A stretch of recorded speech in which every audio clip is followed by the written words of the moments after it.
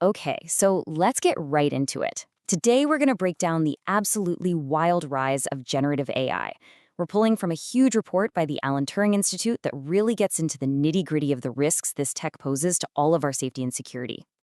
You know, in just the last couple of years, tools like ChatGPT and DALL-E, they've just exploded into our lives, right? It feels like actual magic. You type something in and bam, you get text, art, even code in seconds. There's no doubt they're building a new world. But the big question this report asks, the one we really need to answer is, are we building it safely? So, to really understand the risks, first, we have to get our heads around the sheer speed and the scale of this leap forward. I mean, it is unlike almost anything we have ever seen before. All right, so first things first, let's make sure we're all on the same page. When we say generative AI, we're talking about an AI that doesn't just analyze data that already exists. No, it creates entirely new stuff, brand new content, based on what you ask it to do. It's a creator, not just a calculator. Now, what's so fascinating here is the massive turning point. For decades, you had these AI winters, right? Hype, and then nothing. But just look at 2017.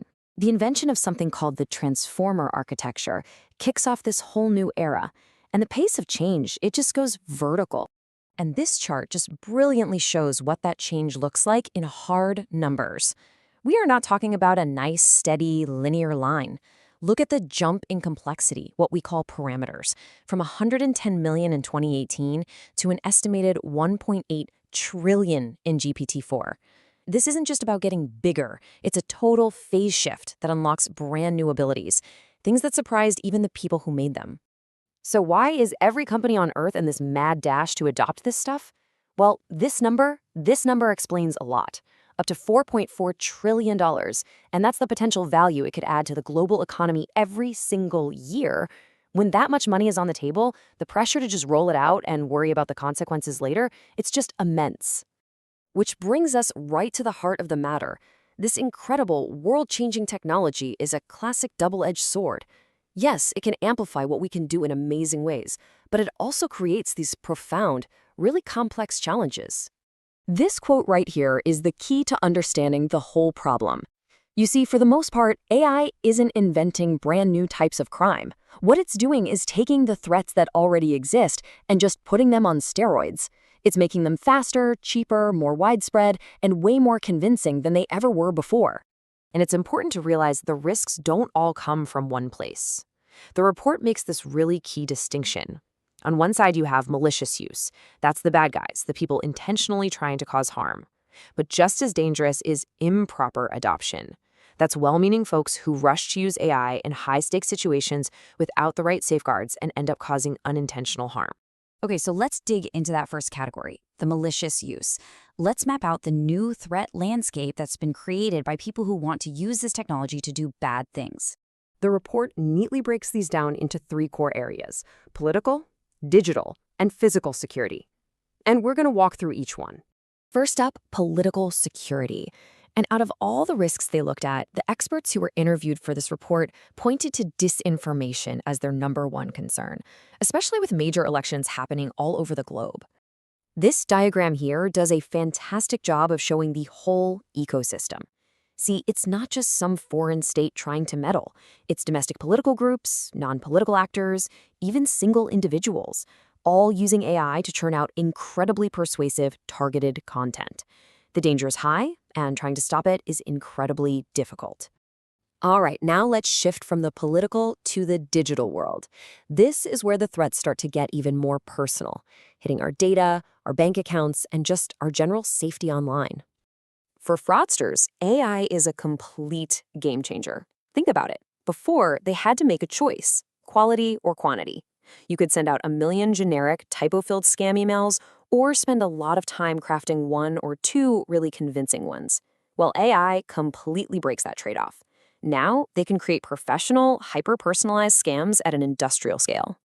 The report also tackles the incredibly serious and disturbing issue of AI-generated child sexual abuse material, or CSAM.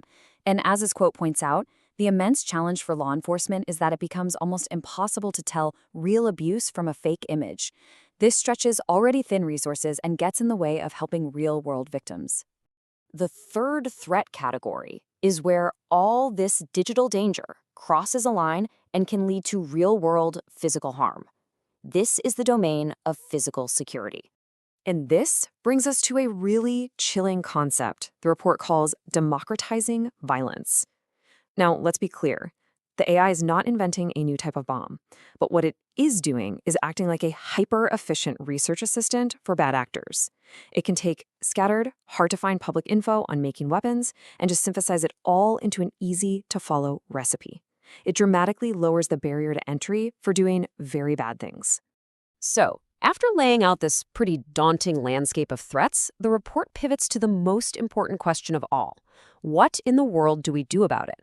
And this is where the global race for safety begins. The good news is, it's not all doom and gloom. The report lays out a really clear 3-step framework for how to govern this stuff. Step 1, we have to create better visibility. We need to know what these systems are doing. Step 2, promote best practices for building and using them safely. And step 3, you gotta have some real enforcement to make sure people follow the rules. So digging into that first step, how do you create visibility? Well, a few key ways. You've got technical fixes, like watermarking, to automatically label AI content. You have policy fixes, like mandatory disclosure, so you always know when you're talking to an AI. And then you have process-based fixes, like requiring companies to let their models be safety tested before they're released to the public. And a huge part of all this is establishing firm red lines. These are the non-negotiable boundaries, the no-go zones. The report is very clear that in the absolute highest risk situations, like letting an AI make its own decisions inside our power grids or nuclear facilities, the technology should just be prohibited without a human directly in the loop, period. And that really brings us to the final critical question of this moment we're in. The capabilities of AI are growing on an exponential curve. It's getting smarter, faster all the time. The challenge for all of us is making sure our foresight, our rules, and our collective wisdom can actually keep up. Okay.